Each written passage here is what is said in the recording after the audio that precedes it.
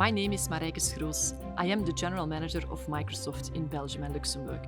I see around me inspiring people who are embracing technology and AI to create a better world. Each and every one in their very own way. Today, my guest is Professor Dr. Stijn Viaene. Stijn is Professor Digital Transformation and Digital Leadership at the Vlerik Business School. He is the author of several books and one of the most influential thinkers on digital transformation. Podcast series Beyond the Tech with Marijke. Today at Vlerik with Professor Stijn Viaene. Take one. Welcome everyone to this new edition of the podcast series Beyond the Tech with Marijke. A podcast series where I invite guests to talk with me on subjects that matter to them. People that get inspired by innovation, by digital transformation, that see the challenges but also the opportunities that AI can bring to them. And today we are at the Vlerik Business School and I'm meeting with Professor Stijn Viaene. Thank you for having us here, Stijn. It's a pleasure, Marijke. How are you? Fine. I'm looking forward to our chat today. Yeah, me too. You know, we are not strangers to each other. I followed the Take the Lead course a couple of years ago, actually in the first edition. Indeed. And you see what 2017, I think yes, it was. true. Absolutely. Look where it got you. Yeah, absolutely. It was actually a very interesting course and it intrigued me quite a bit to hear your vision and your strategy on digital transformation. But for the people that don't know you yet, can you maybe give a little bit of an explanation what you do and what drives you? So basically, I'm a professor. So it means that I do a couple of things. One, and not the least important, I teach. Sometimes it's more coaching. I work a lot with executives, and basically on two levels. So what I do with executives is, first of all, I try to craft what I call a minimum viable language to talk about digital transformation in the same way. Because you still see a lot of people with their own notions of digital transformation not understanding one another. And then on the other side, I also translate that down to what that means to people in the IT function that are more the technical profiles that also face a challenge of being able to talk about the technology as the technology to their business peers. But overall, the key question that motivates my research as well as my teaching is how do you create value with investments in technology, not least AI. Great. Why is digital transformation so important for our companies and for the people in the companies? Well, I would say what drives me is my passion. I've always been intrigued by the possibilities of technology in society at large. But since I joined the Vlerik Business School, that is more than 20 years ago now, I've been especially working on how to integrate technologies with the purpose of creating value. And I think there's a lot of value that comes with technology. You can even make the case that the whole aftermath of the Industrial Revolution now turned into a digital revolution has everything to do with the power of technologies and our companies being capable of reining in that power. So I always consider myself to be at the heart of value creation with a view on the future. So I do think when you're a company that tries to cater to all the turbulence in the world, the opportunities that are out there, not least those connected to digital transformation, I think you have to be involved as a company with digital transformation. So it's almost a non-question in my book. Okay. I love the value creation because technology remains technology. It's just a tool, of course. It needs to fit in the business context. Do you see a lot of changings there lately? Well, I do think that there was a big pivot in around 2014, where before we mainly talked about the value of IT, information technology. And I wouldn't say that digital technology is any different from information technology, but we did see a shift in mindset. That is, the way we looked at value creation with technology changed somehow. And it went pretty abruptly. I think people started to see that technology could really pivot notions about value, even drive the nature of enterprises at that moment. A little bit later in the history, companies like Gartner, under the influence of the potential of technology, started to talk about, for example, the composable enterprise, mimicking enterprise architecting, software enterprises, that were based on service orientation, etc. Now it has permeated into the ways we think about companies. So technology has always had a big influence on businesses, but now it's basically even driving how we think about the nature of business. So that's cool. Absolutely.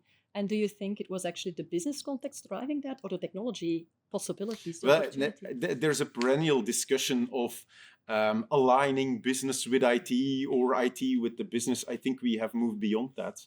I think there should be a synergistic relationship between business, technology, people and technology, organization and technology. I think it's a system that needs to make sense, and we need to really move beyond the discussion of technology driving, people driving. I think more than ever, and especially with AI, there's co-driving that is an interesting notion to entertain in order to think about the technology change that we will need to master.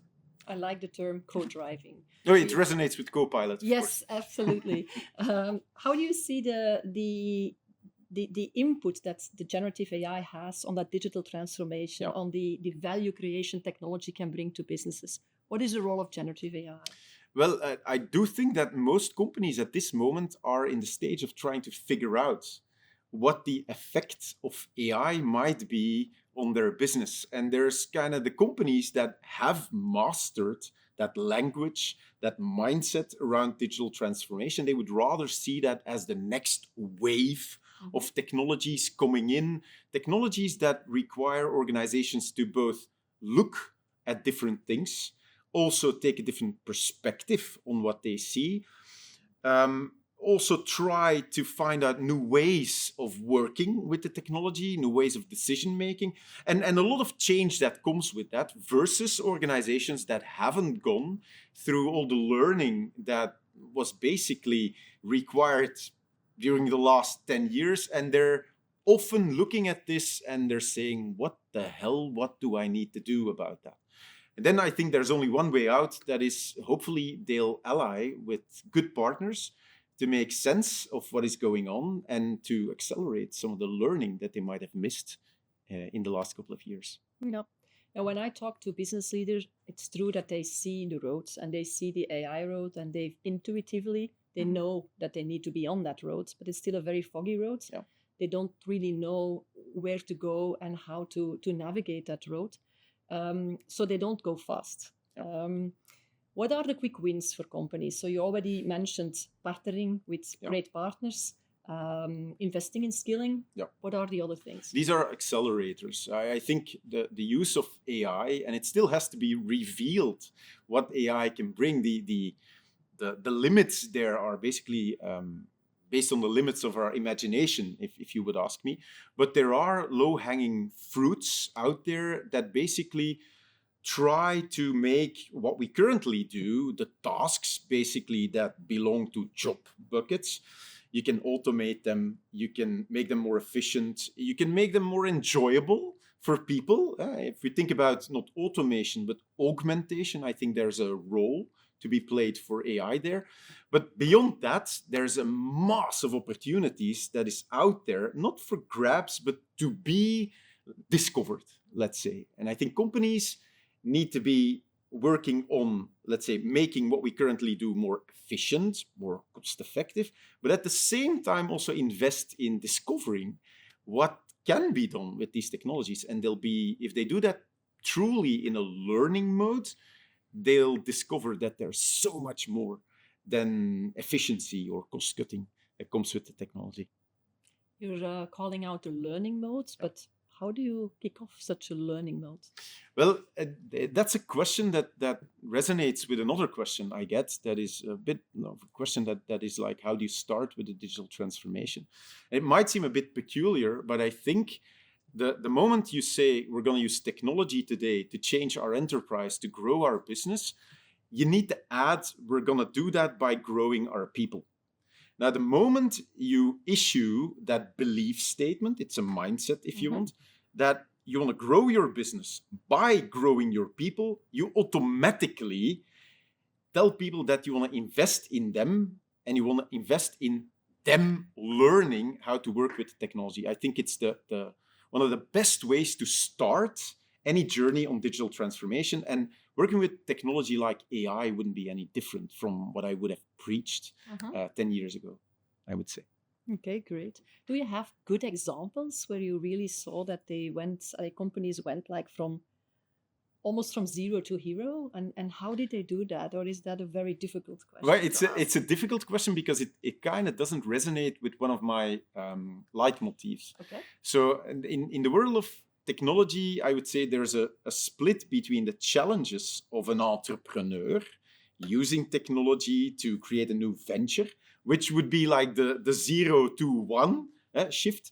But most companies I work with are not companies that did not exist before. So you have companies that I work with that have a long legacy, cultural legacy, organizational legacy, technology legacy.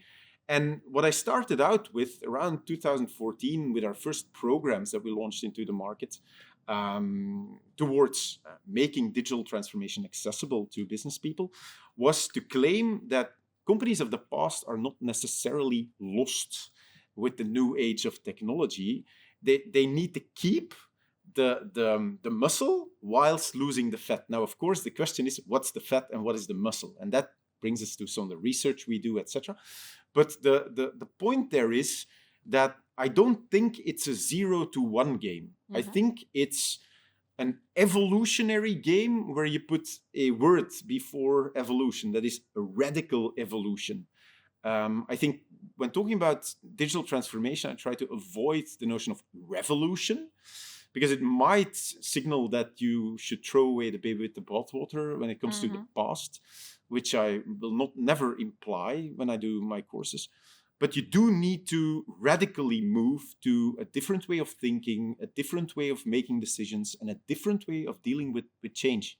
And I think that's my preferred way of looking at digital transformation, as radical evolution.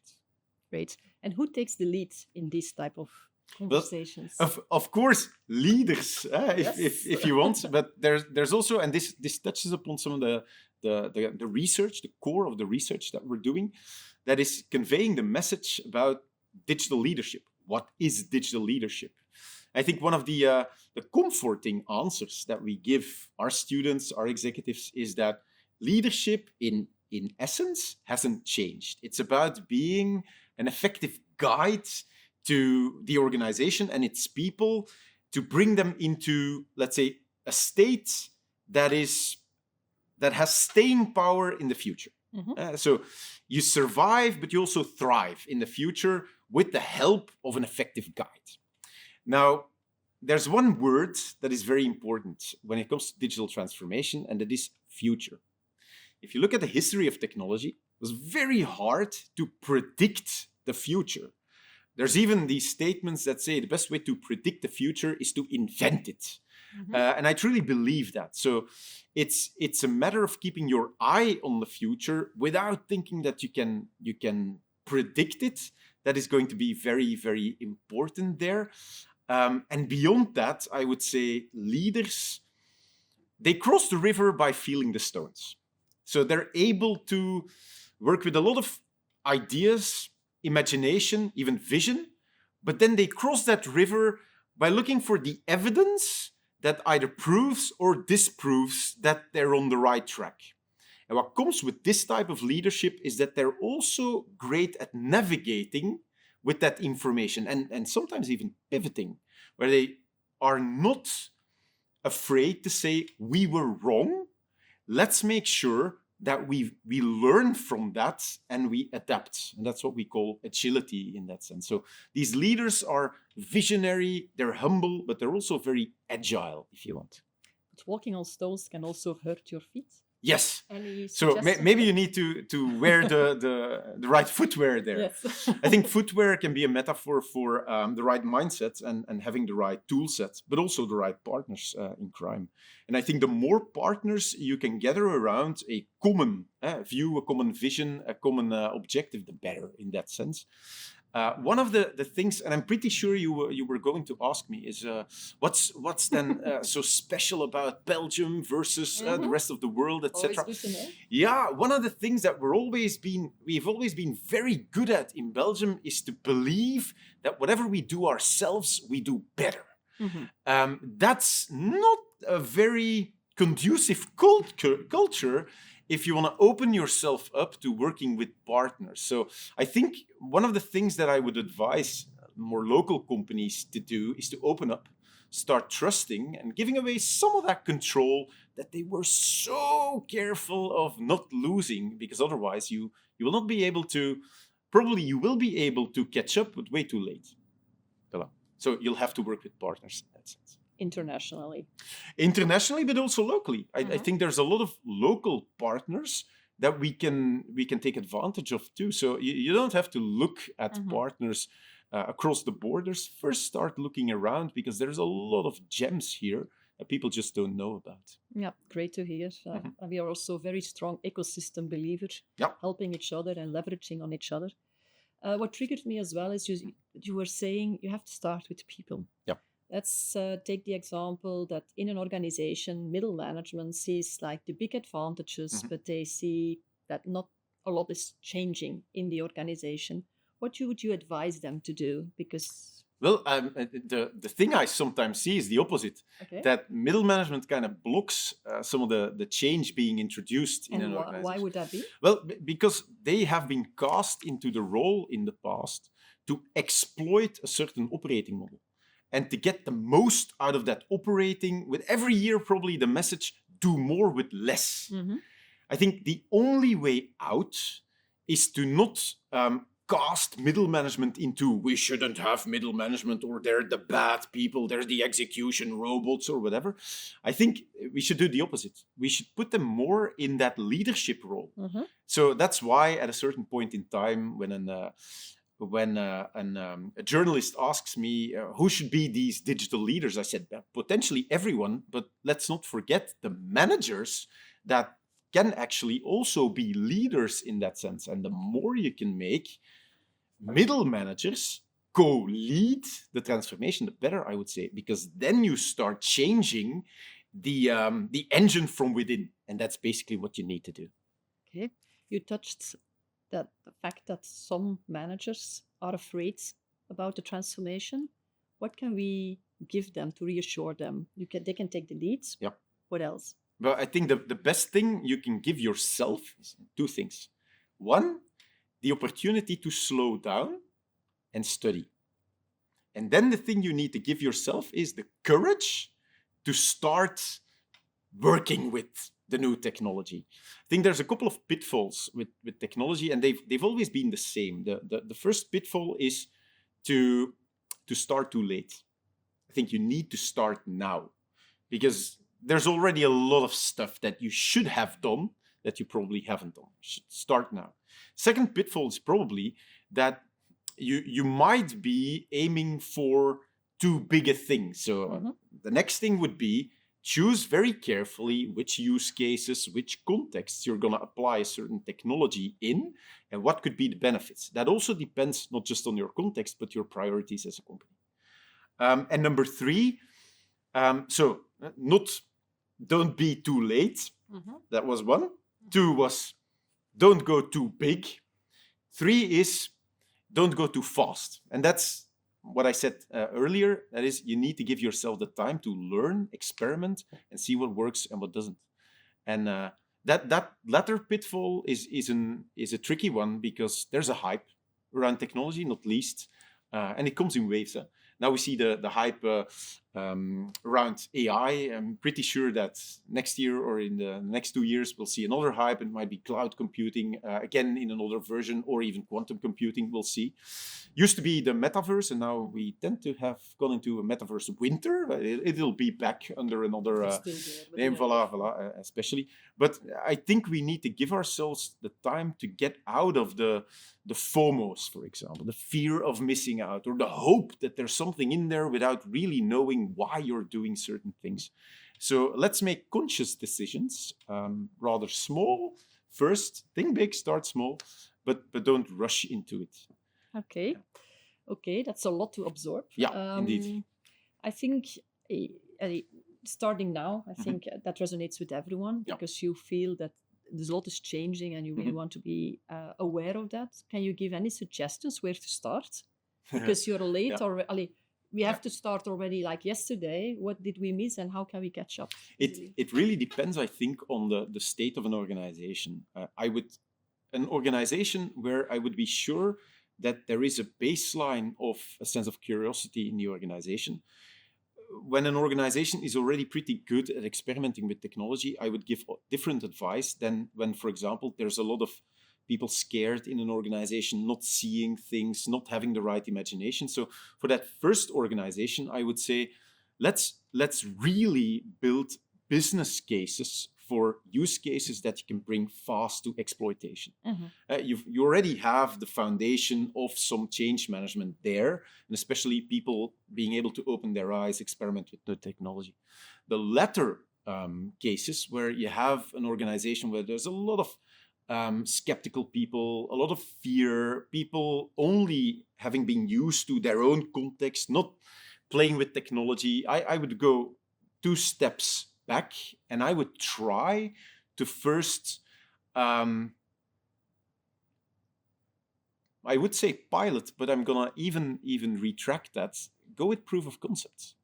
Confront people with the change in mindset, the imagination that comes with thinking out of the box when you look at technology. I would try to first get people into that sense of curiosity space for them to see how this new thing might or might not impact them. Go with different scenarios so that you take a little bit away that fear of not knowing what is coming your way. And then go into more fully fledged experimentation mode, typically going from proof of concepts to pilots. And then I would say, okay, pilots, gradually introduce them into the exploitation mode, but I wouldn't rush in that latter case into exploitation. Yes, okay. But that's for the ones that are like having that fear. So you have to first show them the road.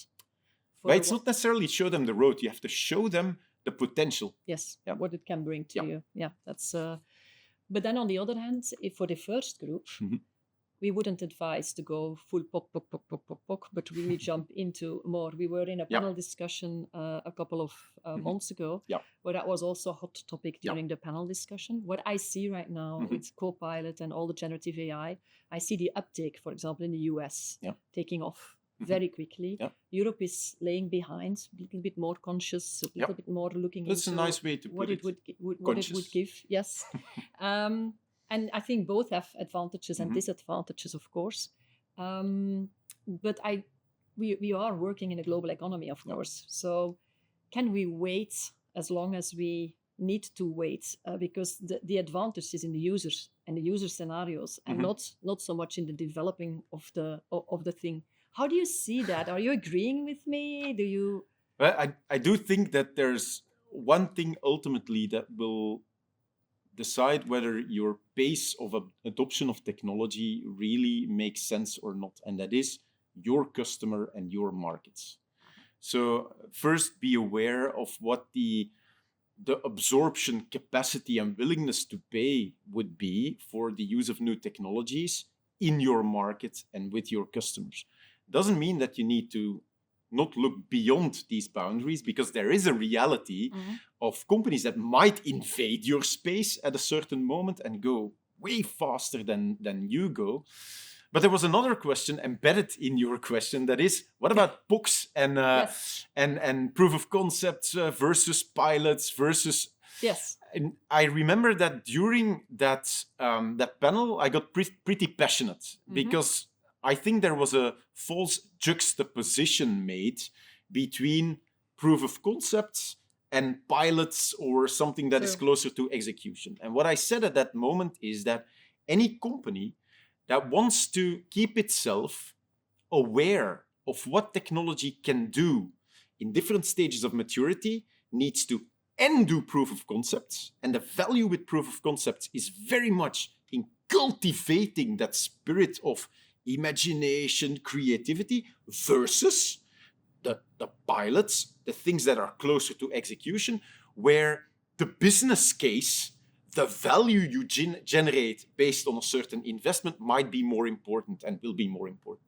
I think you need both, and the worst thing you can do as a company is say it's either one of both. I think you need both, but the reason why you do each of them is fundamentally different. And that's the case I wanted to make during that panel, and I hope it resonated with the audience. And it's going to resonate now too with the podcast. Makes a lot of sense. If we look at generative AI, digital transformation, challenges versus opportunities, how do you see it? What are the challenges? What are the key opportunities? The opportunities, I think we have touched already. There's a lot of opportunities. I think one of the key challenges is going back to what I said. It's you can't be too late in the game. You can't be too big in one shot, and you can't be too fast. That's being said. On the other hand, we also know that if you look at the evidence right now, there is a scaling issue in most companies. I do see that you guys, you are very close to what we used to call end-user computing, the personal productivity. Everyone gets their co-pilot. The question then is, can we connect all these dots? Which goes to the heart of the matter, that is scaling the technology to the enterprise as a network. And I see a couple of underestimated challenges there. And the one is data and data quality. I think it's not because you're using algorithms and AI that somehow magically your data that you often haven't been treating as a corporate asset is suddenly able to do magic for you. That will never happen. Data management, data quality, treating data as a corporate asset is a big thing. It will require an investment. The next thing is related to that. Don't underestimate the investment. So there will need to be an investment in infrastructure, platform, enabling capabilities like data stewards, etc. So next to the end user investment in using the technology, or the customer investment in using the technology. And last but not least, there's also something not to be underestimated with the nature of the technology we're currently seeing. And you were asking me before, is this a revolution or is this not a revolution? I think when there's one thing that I would describe as a revolution is we see a fundamentally changed relationship between technology and people.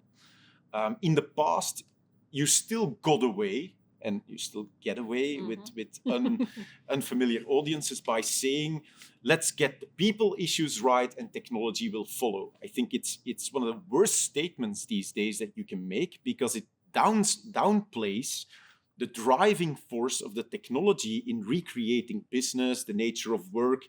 I think what I always do is say, we need to balance these two out, people and technology, and work towards a new relationship between them. So that means we need to study them also as academics in the way they collaborate from day one.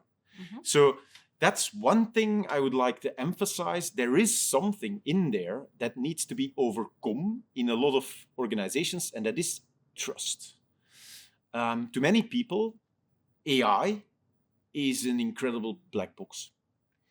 Opening that black box, either by opening the technology or somehow by contextualizing it well, creating that trust is super important. And I think coaching companies into that trusting this type of technology is going to be the most underestimated investment that is going to make your digital transformation with AI in the future either successful or unsuccessful. That's what I fundamentally believe. Yeah, I think so too. Yeah. We have that responsible AI and the technology and the trust. We carry that very high in our own setup. Is there also a big opportunity for other parties, like the governments, like the organizations, like you? Of course, you touched upon it.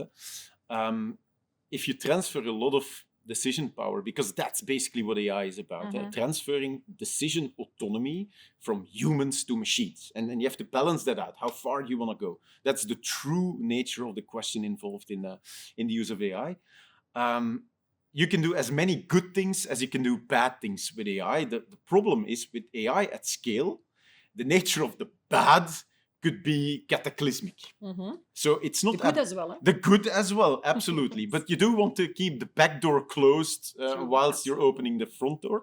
So I do think it's a good thing that legislators, governments, and all kinds of governance agencies that have the good of humanity, society, countries, etc. at heart are coming up to make sure that there are certain guardrails that might not necessarily be naturally emerging in a capitalistic setting.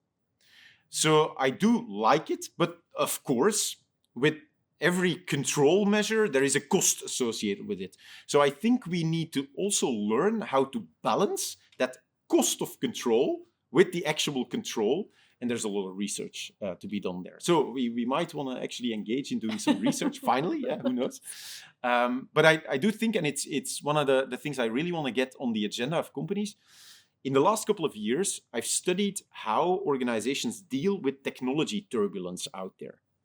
But there's a new kind of complementary turbulence coming into play. That is the regulatory turbulence. And I'm wondering how companies today are dealing with that.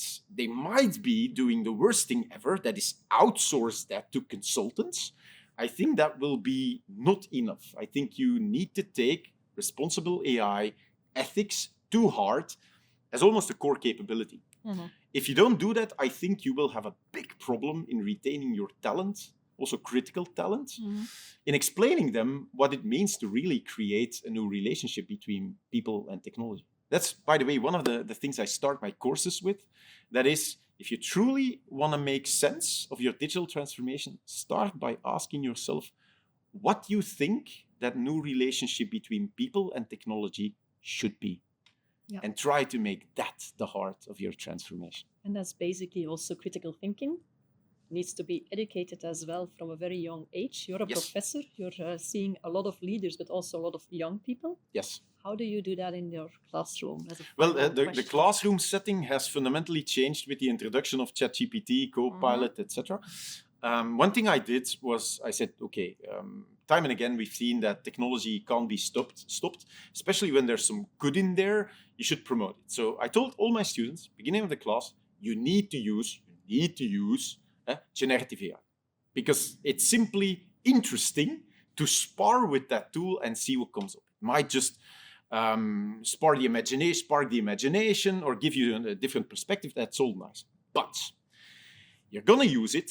But what I wouldn't allow, and you would flunk my course, is to not balance the use of these tools with critical thinking. Mm-hmm. That means you need to use sources, you need to create backup, you need to go for triangulation of the evidence, you need to develop a logical argument that makes sense for a certain statement. So I think I would be worried as a teacher when in any type of educational setting, the balance would be wrong between having people play with technology, basically, and not having them exercise their critical thinking. Mm-hmm. I think we need to have both to get out of the technology fallacy, where we just believe that a technology would be a silver bullet, somehow without effort solving the most complex problems in the world. And I don't believe in that anymore. Yeah, that's a great end. You need to stay in the pilot seat, and the rest can help you, of course, drastically, in a very positive way. So thank you so much for this conversation. It's been a pleasure. It was very inspiring, and it also invites to a lot more questions, to be honest. So let's have that in the chat and link it in on Spotify. Yeah, or because the people watching this video can also subscribe to my courses. Why not? As you did. Absolutely, it was a pleasure to be in there. So for the viewers and the listeners, thank you so much for tuning in on this episode, and I'm looking forward to the next one as well with you. Thank you.